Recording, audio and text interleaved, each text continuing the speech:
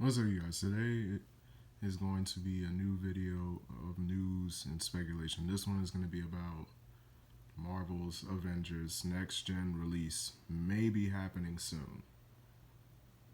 And this one is going to be by Richard Warren. That's going to be talking about the PS5 Next Gen release, which hopefully we'll get to see real soon for this game. But let's see what this article reads.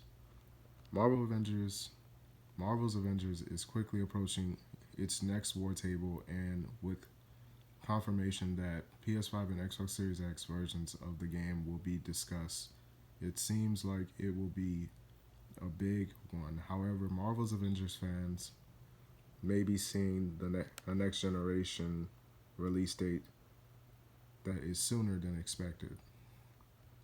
A month after Marvel's Avengers release, it was announced that the next gen versions were delayed indefinitely, with updates limited to 2021 and leaks suggesting that the free upgrade could not come until the summer. Fans have been doubtful about the improved versions of the game coming anytime soon. However, it appears that there is a reason to be hopeful, as PS5 version of Marvel Avengers trophy list has appeared online. Why the next Marvel's Avengers war table needs to go big. Showing up on several trophy tracking websites like PSN Profiles, this PS5 list for Marvel's Avengers implies that a release is imminent. Typically, trophy list appears online a few weeks ahead of the game's release, with the earliest trophy appearances coming a month ahead of release and the last showing a few days prior to game's PlayStation's review debuts. With this in mind, it seems like that Crystal Dynamics will have a next-gen release date ready at the next Marvel's Avengers War table, and that will be launch. That launch will be coming sooner than rather later. Likely to drop in the month of February or early March. The PS5 and the Xbox Series X could help restore the game's reputation if all goes well, with the next war table also highlighting the Hawkeye DLC and showing off the new antagonist Maestro. It is possible that Crystal Dynamics will have the expansion release alongside the next gen versions. While this is purely speculation, it is not out of the realm of possibility that Hawkeye and the next gen upgrades are treated as shadow drops and playable as soon as the war table ends.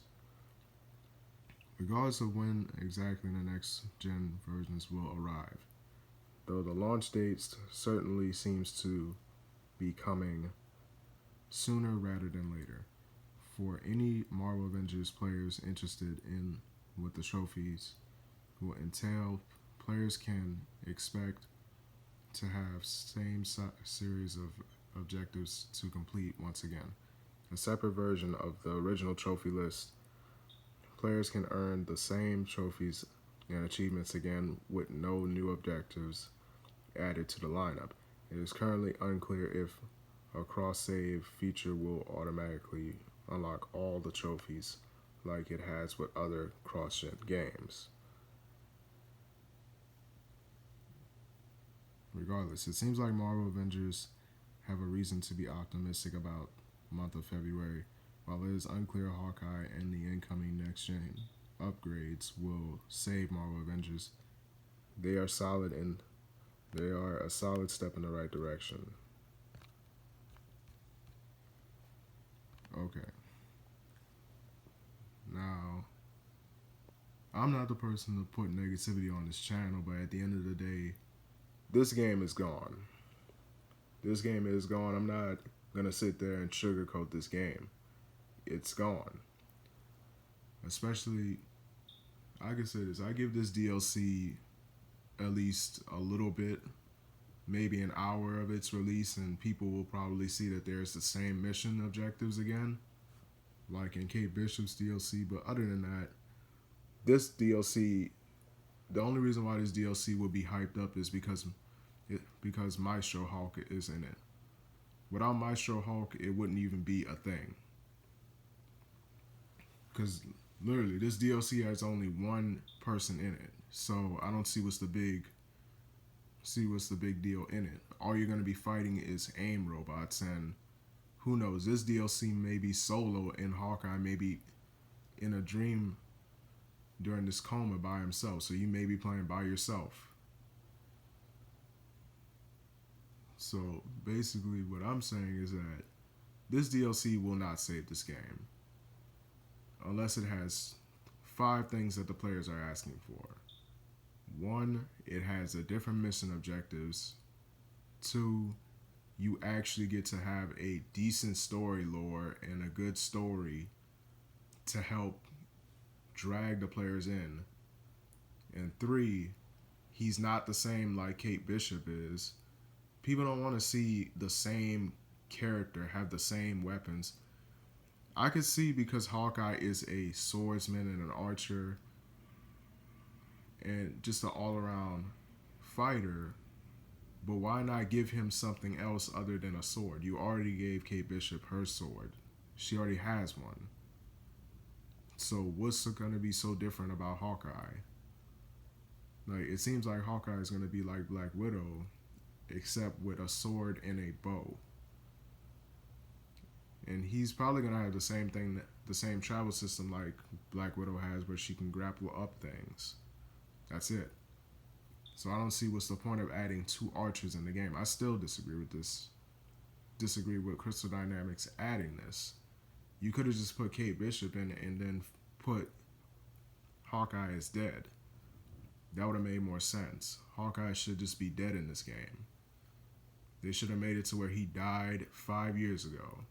That would have made much more sense than having Kate Bishop and Hawkeye. That's like having Green Arrow and Speedy. Like, who cares about Speedy? No one cares about her. No one cares, not her, him. No one cares about him. People like Green Arrow more than they like Speedy. So obviously they want to see the actual Archer that the writers and people grew up with, other than a freaking fake copy. That's basically what she is. What Kate Bishop is a fake copy. But I definitely would say I appreciate her being in the game, because she's not really in most games. She's not really in games at all. But I definitely could say, as far as her being the only Hawkeye, I'll definitely be down with that idea, but I just never understood the reason to put 2 archers in the game. Because it really depends on if Hawkeye has better abilities than hers. So really, that's all I could say. That's all I could really say about this DLC. I'll definitely be watching the showcase and doing reaction on it. But as far as seeing something new, I definitely want to see something else besides arrows. I want to see him actually have different arrows, not the same that she has. And plus, as far as it saving the game, the last thing in this article says, I'm just going to touch up a little criticism on that. Just because you add a different texture, a different graphic system on a different console in a game, that doesn't mean it saves the game. It doesn't save it. It's just different looks and different graphics and different frame rates. That's all it is. So adding that is not actual content. Adding that just makes the game look better, which you should be doing anyway, because people on Next Gen deserve high quality content. That's the whole purpose of Next Gen. That's the whole purpose of switching consoles and getting a new console that costs $500 every 7 years. That's the whole point. So I'm guessing Crystal Dynamics don't really get that idea. Because they should have had a PS5 version, an Xbox Series X version months ago by now. They should have been had it. And now they're saying that this PS5 version will save the game. It's not going to save it. Adding content and actually adding things that people want is going to save the game. It's going to help the community. Right now, bringing in Hawkeye in this game, it's not going to hurt the community, but it's going to make the community less interested. You could have just said, we're going to scratch off Kate Bishop and put Spider-Man as his DLC. We're going to just work on Spider-Man right now. Because we still haven't got Spider-Man yet. And we're supposed to get him in 2021. So most definitely I would say this. If I was the dev team, scratch him, scratch Hawkeye. We already have one Archer. Let's just get on with Spider-Man and new people. Because all this is doing is just hurting the community. It's just hurting the production and just the all-around success that this game could have. So for right now, as far as this game being anywhere near coming up and having good success and making good decisions, it's not there yet. It's not there yet at all. Because we're content behind. We're DLCs behind. We're characters behind right now. So all I could say about this is that they need to just scratch this guy.